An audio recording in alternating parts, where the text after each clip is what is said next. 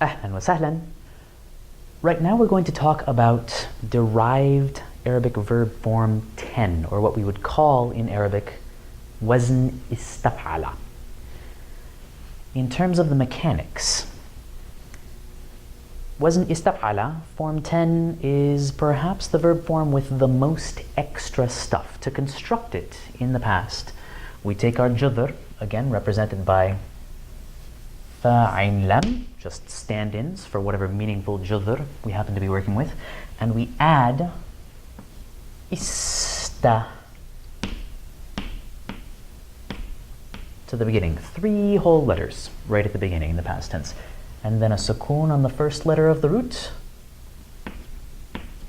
and 2 fathas on the end. And of course we would add whatever conjugation suffix we needed for the correct subject.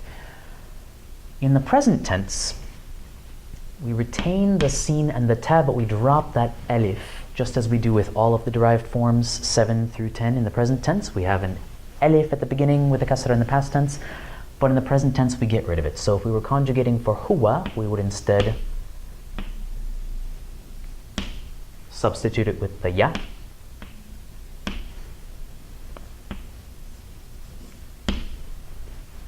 and then still a sukoon over the first letter of the root, and then a kasra on the second. Yastaf'il. In terms of the meaning, what form 10 does, what pattern 10 does to change the basic meaning of the judr, it's probably a contender for the most abstract change. It kind of means to, it has a couple of meanings. One of them is to seek or ask for form 1 in a meaningful sense. So we have the judr alif dhal noon, which gives us a form 1 verb. Ya'dhan, to permit, to give permission to something. And if we take that judr and put it into form 10, we wind up with yasta'dhin,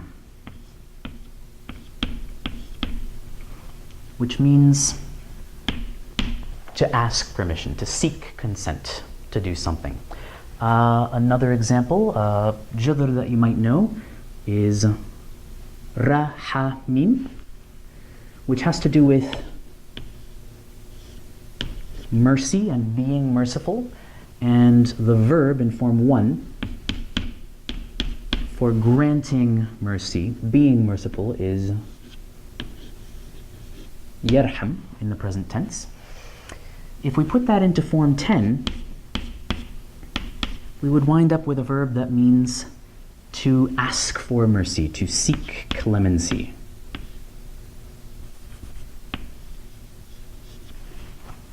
Oops.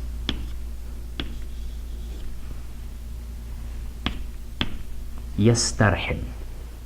So if I'm seeking someone's mercy, if I don't want them to punish me for something, or if I need a special favor, astarhib. The other, also highly abstract meaning that al-wazn al-ashir can give to a verb is sort of to find something to possess the qualities inherent in form 1. There's a judr ha, sin, noon, from which we get the verb yahsun in form 1, and one of its meanings is to be beautiful. If we put that into form 10, we wind up with the verb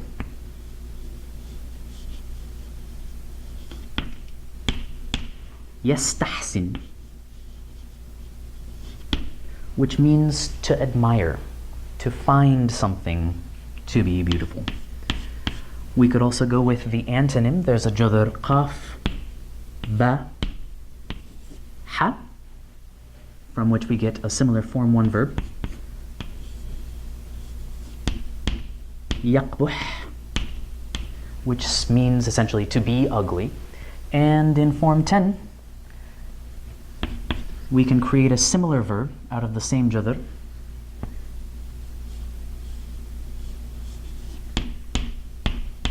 يستقبح, to consider something ugly, or maybe a little more naturally, to be repulsed by something.